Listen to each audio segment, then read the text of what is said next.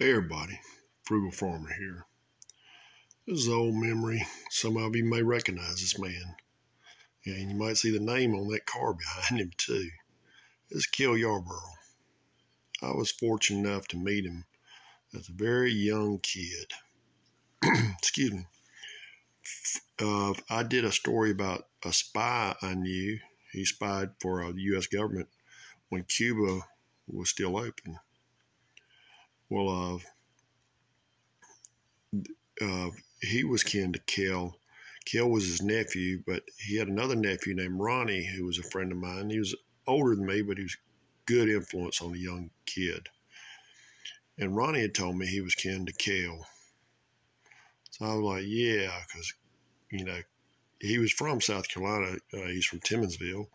And from what I understand, he's kind of having some health issues now, but super, super nice guy.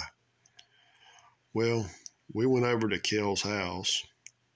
Cale wasn't there, but his brother was. His brother and Cale look a lot alike. I thought that was Cale. And Ronnie said, no, that's his brother. And I'm like, because I really didn't believe Ronnie even knew him.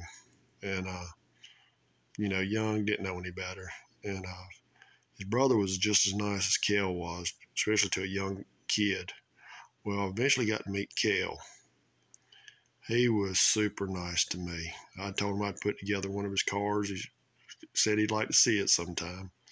Gave me his autograph, and I'm sure he'd have gave me some memorabilia or something, but the way we met, he didn't have it, and, I didn't know when I'd see him again, but I always remembered him and I always liked the way he was, and but that was just the way he operated. He was nice to a lot of people, but he's from Timminsville, South Carolina, and has a Honda dealership in Florence.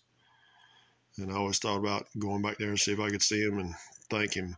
He gave me his autograph, but time and memory lost that. So I don't know where the autograph ended up at. But thanks for stopping by.